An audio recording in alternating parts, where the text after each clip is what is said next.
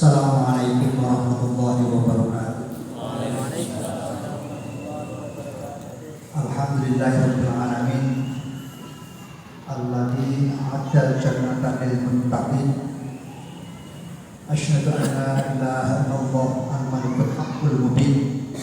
Wa asyhadu anna Muhammadan abduhu wa habibuhu wa rasuluhu wa sadiqul wa'dil amin. Allahumma shalli wa sallim wa barik ala nabiyyil karim.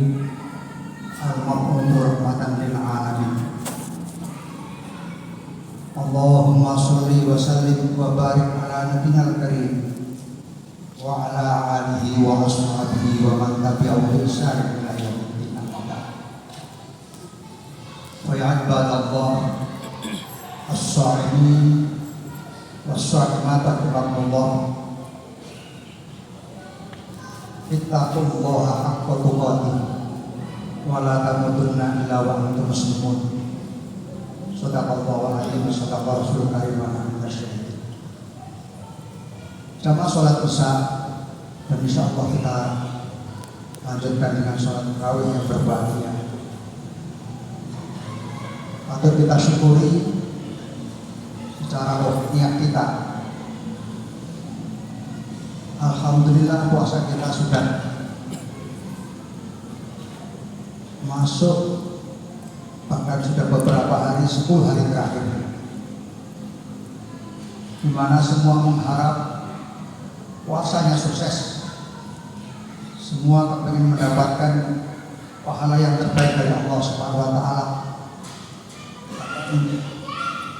Menghitung-hitung hari untuk mengejar target, yaitu menjadi hamba yang muttaqin sekaligus mendapatkan Lailatul Qadar.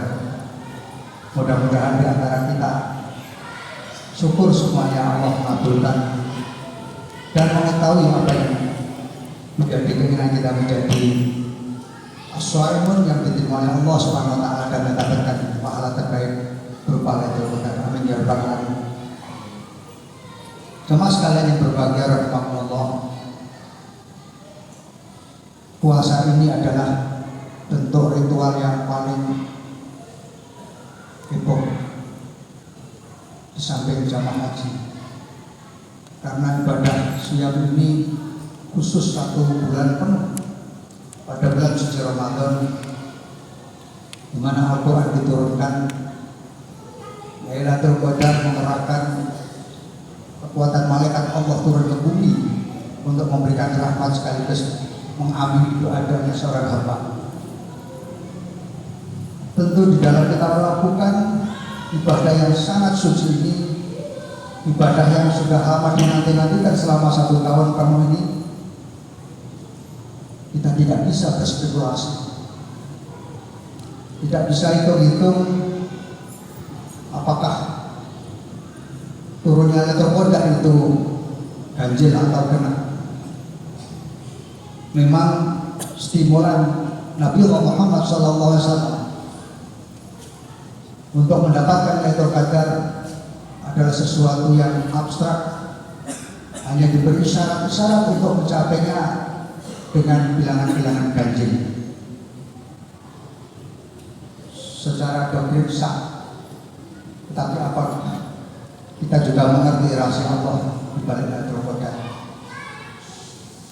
Puasa ini adalah suatu proses, tidak semata-mata ingin mendapatkan hasil sebagai seorang yang muttaqun atau orang-orang yang bertakwa, orang-orang yang terjaga dari perbuatan yang maksiat dan mampu menjalani segala perintah Allah Subhanahu wa taala. Karena sebuah proses, maka seluruh aturan main yang bahasa akademis sering mengatakan sesuai dengan standar prosedur operasionalnya. Tentu kita tidak bisa mengabaikan prinsip-prinsip dasar bagaimana seharusnya kita melakukan puasa,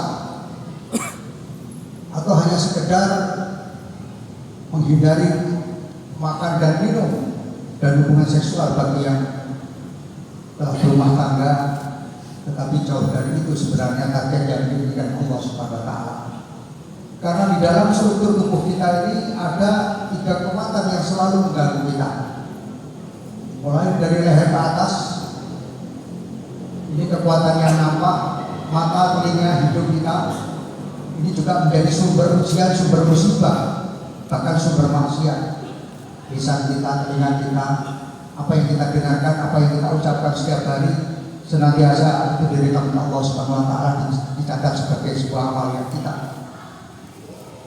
Sebaliknya, jika kita mampu menggunakan dengan sebaik-baiknya lisan untuk tadarus Al-Quran, untuk berzikir kepada Allah, untuk saling menasihati dalam kesabaran dan sesuatu yang baik, untuk melafalkan kalimat-kalimat tauhid, melafalkan Asmaul Husna, tentunya akan membuahkan hasil yang luar biasa. Karena pada saat bulan suci Ramadan ini, seluruh kekuatan bumi ini mengemuka ke atas. Kita bisa bayangkan seluruh lapisan masyarakat, bahkan yang tidak momen pun itu turut gembira, gegap gempita, meriah dalam menyambut bahkan melaksanakan bulan suci Ramadan ini. Ya, berbondong-bondong ke masjid, ya, semua fasilitas masjid dibenahi, bahkan para pedagang begitu gerak bersama-sama bagaimana memasarkan mata dagangannya.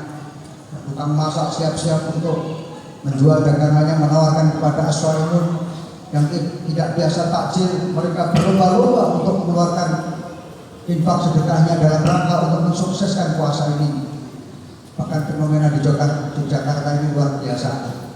Tidak ada masjid tanpa takjil selama 30 hari, Masya Allah, alhamdulillah. Kecuali Jakarta yang sudah dipolitisir, mau takjil aja susah. Di Yogyakarta, Masya Allah, saya cukup lama tinggal di Yogyakarta. Tren yang naik adalah kemajuan. Betapa orang Islam itu juga diberi motivasi, dimanage dengan baik, itu menimbulkan satu kekuatan yang luar biasa. Maka menurut iman saya, bulan suci Ramadan ini harus menjadi kekuatan, bukan yang kekuatan teologis, ritual, ibadah, tetapi harus menjadi kekuatan, sebuah gerakan yang itu bisa menimbulkan gerakan sosial keagamaan.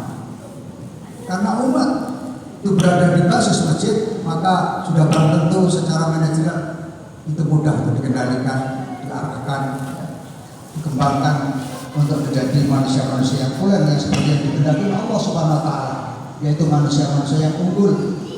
Karena memang Al-Quran tidak menghendaki kita ini menjadi mukmin yang lemah. Wa yasyalladzina la taraku min khalfihim dzurriyyatan di'afa. Menjadi umat yang lemah adalah umat yang akan tertindas. Menjadi seorang mukmin yang lemah akan terhina, bahkan tidak terhormat di hadapan manusia. Alhamdulillah min dzalik. Maka bagaimana sekarang melahirkan generasi-generasi yang tumbuh dari semangat berpuasa ini? Tentu ada 3 aspek yang harus kita tanamkan. Yang pertama adalah bil aqidah, istiqomah bil aqidah. Bagaimana konsistensi memegang teguh aqidah atau nilai-nilai teologis yang sudah kita miliki ini tidak boleh runtuh. Apapun semangat zamannya, apapun orang menyebut, mulai dari sebutan era kapitalisme, liberalisme, kosmo, kontemporer, biarlah itu berlalu, nanti sejarah yang akan buktikan. Tapi dengan semangat teologis bahwa nilai-nilai puasa itu ada di dalamnya adalah, maka sudah barang tentu manusia-manusia yang bertakwa itu bisa kita raih. Karena memang satu-satu tujuan puasa adalah membentuk manusia yang bertakwa. Sederhana secara pikiran, secara nalar, bahwa orang yang bertakwa itu akan mendapatkan fasilitas-fasilitas, bukan sekedar fasilitas duniawi. Segala urusannya akan dibantu Allah, rezekinya akan dibantu oleh Allah, bahkan segala persoalan-persoalan problema kehidupan ini akan dibantu oleh Allah juga. Oleh karena itu, mari di dalam kita mensikapi malam-malam Lailatul Qadar ini secara positif. Jangan kita berspekulasi, menghitung suara ketek, menghitung kancing baju. Ya. Jika tidak pas ganjil kita tidak semangat, ketika kita genap, ketika ganjil kita semangat, ketika genap kita tidak semangat. Tidak seperti itu. Karena bagaimana istiqomah fil akidah itu penting. Karena inilah yang akan menyelamatkan kehidupan kita, bukan hanya kehidupan di dunia, insya Allah sampai kehidupan di akhirat. Kita patut perhatian generasi-generasi yang saya amati tahun 80-90 ini mulai rentan menjaga jarak dengan masjid, mulai agak jauh dengan Al-Quran. Ini yang disayangkan. Ini kekuatan Islam itu berada pada masjid, salah satu basis sosial teologisnya. Jika kita lepas dari basis itu, maka sudah tentu isme-isme yang lain, paham-paham yang lain, aliran-aliran yang akan masuk ke dalam kita. Alhamdulillah di Sunan Kalijogo, Pak, insya Allah dengan kekuatan moral, kekuatan teknisnya, kekuatan tauhidnya, akidahnya mampu menjembatani semua itu sehingga laboratorium agama yang kita idam-idamkan menjadi sebuah agen dari perubahan sosial keagamaan di negara ini. Kemudian yang kedua, mudawamah fil ibadah. Kontinuitas di dalam ibadah itu penting. Seorang yang melakukan kontinuitas dalam ibadah, maka sudah barang tentu dia akan melakukan ketaatan kepada Allah. Nah, ketaatan ini saya kira tidak hanya muncul ketika kita berada di bulan suci Ramadan. Orang bisa melakukan takjil, bisa melakukan iftar, atau melakukan buka di tempat waktu, tetapi begitu masuk isya mereka masih pada di jalanan, bahkan menghabiskan sisa-sisa waktunya sampai pukul 8, pukul 9. Ini berarti puasanya masih berorientasi pada fisik. Padahal fisik ini adalah sumber kejahatan kedua untuk bagian leher sampai ke pusat. Kalau tidak dikendalikan, apa saja bisa masuk.